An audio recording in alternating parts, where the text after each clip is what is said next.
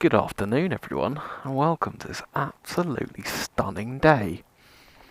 I'm going to let the jacket sweat my balls off. As some of you may have seen from my last video, the Tiger 900 first impressions sort of review, my audio went to complete and utter poo-poo. So the issue I've got is I've got a Drift Ghost X on my helmet at the moment, and to get an audio cable to it, I have to run a mic from my helmet underneath and through into the bottom of the camera. But as soon as I turn my head, the cable hits the... That's very nice. So as soon as I turn my head, the cable coming out the bottom of the camera hits my shoulder, or part of my jacket, and it loosens the connection, and then suddenly I've got no audio, which is what happened in the Tiger video. So looking online, I found this little beast. It's a Zoom H1N External Recorder. This is used by quite a few people. Done a lot of research because I'm a loser. People like Shaff use this for the audio, like his raw on-board footage, where the sound is absolutely immense. What I've also bought, this is a dead cat, just to help with the wind noise. Funny enough, I did this exact video yesterday, but this is the lapel mic I ordered. Now it works really well, but that's the one I was using yesterday with the 3 rings, which didn't actually come up on the audio at all, which is lovely. And it comes with an adapter, obviously, because they know that you might be using it for different things with the 2 rings. That's what I needed. So I'm going to redo the entire video. How fun is that? First things first, I'm going to, let's turn this beast on. So as you can see, the audio is actually moving now. The audio levels here are moving. Hopefully you can see that anyway. Now all I'm going to do a few different tests on this. So the first test is going to be the inside pocket of my jacket with the lapel, and I'm going to go through the gain settings. So I didn't actually show you that. Give me a minute to faff about. On here, there is a gain dial, so you can actually set the gain. So it comes with the gain dial, it comes with, you can go through and set your audio recording format, so 48K 24-bit, 96K 24-bit, MP3, etc, etc. So I'm going to stick at 48K and 24-bit. It is quite windy today, so sorry if the audio is coming out a bit shit. Ironic, isn't it? And then you get a low cut and a high cut limiter and an auto level. Now everyone online that uses this for recording in general, not just not motovlogging as such, but recording in general, says don't bother with any of the limiters or the auto level because it's shit. But the low cut limiter, I think I'm going to leave on because there's going to be quite a lot of wind noise on this. I'm going to try it at 80 Hz and then I'll try it again at 120 Hz and I'll see which one's better. So this is 80 Hz, everything else is off. Now it does have a hold, but that doesn't work for the gain dial, which is slightly irritating, but what can you do? Wasn't too bad, it was only like 70 odd quid. That's going to go in my top pocket, but this is going to clip on my chin skirt. You watch, I'll hit my beard now. It's right in front of my lips, so I think I'm going to turn this down. So most people say you don't want it to hit -12. So let's try 0, not picking up at all. So if I do between 3 and 4, that should pick up nicely. First things first. There you go.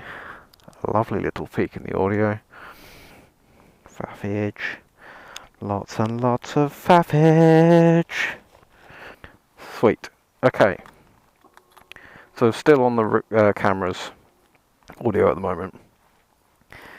Let's switch to the audio of the external mic now. So hopefully that is everyone happy with the sound? Don't know. Start the beast up. Also, how sexual are these gloves? How absolutely delightful. Look at them. Oh. Nox hand droids if anyone's interested. Probably, I mean, they're not the best gloves I've ever had, like comfort wise, because you can obviously get very, very plush ones. I've got a pair of Dainese ones which are delightful. But as for armour and protection, apparently these beasts, people have come off and they just look like they've had a slight scuff. It's incredible. Alright, let's see what it's like revving, shall we? I mean, full disclosure, my bike has the standard exhaust on. The only difference is engine noise wise is I've got a H1N air filter in here. Now, obviously that makes no difference to the exhaust noise, but it makes quite a lot of difference to the induction noise. If you've got an MT-07, oh, it might work with any bike to be fair, but if you've got an MT-07, a Tracer, anything like that, I suggest you get one of those H1N filters. I'm not sponsored by them or anything, but it just makes the bike sound absolutely delightful when you open it up. The problem for me is, like, a friend of mine bought a Scorpion exhaust for his MT-07, and it sounded good when you were opening it up, but there's no real sound design from what I can tell. It's just bob bob bob bob bob bob bob bob, and it's just so annoying. So I think the only real one that sounds nice for this is the Acra, because you can't get slip-ons for these. You can only get the full system unless you cut it, and I'm not really willing to do that.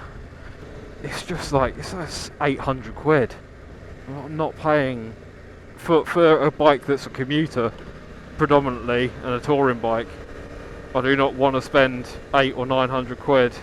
I look at it with, like, the worth of something comes down to how long you've had it and what it's worth compared to the, like, to put what you're putting it on. So for example, this bike, I think brand new, these bikes are about 7 grand. If I buy a 900 quid exhaust for it, it's nearly a seventh of the cost, which is like a lot of money for, like, when you're putting a grand exhaust on a 20 grand bike, it's sort of like, well, it's not as bad. What is this fuck stick doing? Oh my god, nearly hit that car. You need to learn to drive, young sir. Yeah, whereas when you're putting a grand exhaust on a 6 or 7 grand bike, it's just like, it's not worth it. That's a lot of money just for noise, and you don't really get much. I doubt you'll get a lot of performance out of it. So I was debating buying a used one or something like that on various auction sites, should we say, and they were sort of, well, they didn't exist. They was just never there. When they did eventually come up, they were like going for 600-700 quid. I'm like, well, I may as well buy a new one. Right, what I'm actually gonna do is I might just pull over here and change the audio levels. So we're currently at 3. Let's crank that up, I think. Crank. Yeah, okay. So that is now closer to 4. Put my sexual piece of leather on. This is the boa system. So it just like does up the whole way around. It just makes them so... You don't end up getting a tight part on the wrist. It's just all of it comes together. Hopefully if I kiss their arse enough, Knox are going to send me some of the normal Handroids, the long ones. They're quite warm in the summer, although they do seem to be a bit breathable. I mean, they just look so cool. I don't care who you are. One of the main problems, main reasons I even bothered with this, besides the drift audio cable coming out, look Mum, I'm nearly doing the speed limit. I've been wanting to upgrade to a GoPro, just because the stabilisation and this drift only records in 1080p at 30 frames, which is fine, like, it looks okay. I think the chin mount looks so much better than this side mount, but getting the mic into the GoPro, I've watched countless videos of people setting up their moto-vlogging setup, and it's just like, you have to buy this 50 quid adapter just to plug a mic in, then you have to buy a mic, and then you've got to have this brick on the front of your helmet, and I just think it looks awful. And then you get the new Hero 8, or I say new, it's not that new anymore. You buy the Hero 8 and it comes with a door, and then you can't actually fit a mic without buying an additional door. It's like, it's not worth all the hassle. Beep beep, motherfucker. Yeah, you buy the media mod, And that's all well and good, because then you can plug a normal microphone into it, which is 80 quid, the medium mod that is. But then it's not waterproof. Like, what is the point in having a sports action camera that is not waterproof? Like, or not waterproof when you use a mic. Like, they know people buy these specifically for motovlogging and various other activities where they want a microphone. But yeah, no, let's make it fucking impossible to have a microphone attached without it costing you an arm and a leg.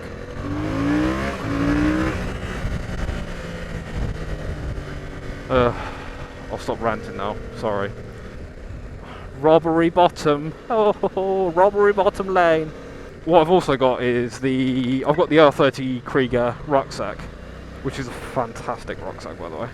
Oh, I'm gonna have sponsors flying at me. Krieger, Knox gloves, oh. So I've got the backpack, and then with that you can get it's essentially like a little pouch to put your wallet in. It's great to put, like, so if you go touring or you go on like a long ride with the backpack, you can have this little pouch which just sits on your chest, and then you can it's great to put wallet, phone, keys or anything like that in it. And what's really nice is then it takes away from the thickness of your jacket. You know, when you load your jacket up with your wallet and your keys and everything, it just feels really like bulbous and pushes against your chest, which is not fun. So I've actually used that pad thing, and I'm going to attach it to the back of my bike somewhere with the external mic in, with no lapel, and hopefully we'll get some dope audio, bro. Standard tracer exhaust, sounding wicked.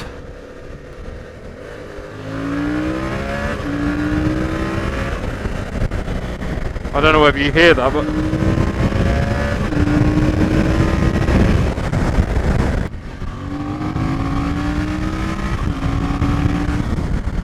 oh, so sexual. I mean, yeah, I'm very aware I'm not going stupidly quick, and I'm very aware there are a lot of other bikes out here that are louder than this and sound a hell of a lot better than this. But when I'm starting my bike to go to work at 6 AM, I do not want something that's burbling and popping and banging straight away. Don't worry, I've got my eyes on something for the weekend, which I might have to do a series on. Oh, I can be like every other YouTuber, doing a series on my new bike. What bike am I going to buy next? Come with me on 82 videos about which bike might be good for me. I've already ridden them all, I kind of know which one I want. But you'll have to find out, won't you? Cool, it is warm today. Really fucking warm today. What I might do is stop up here and put that rear pad on. Let's pull in down here, shall we? Oh, balance. Balance.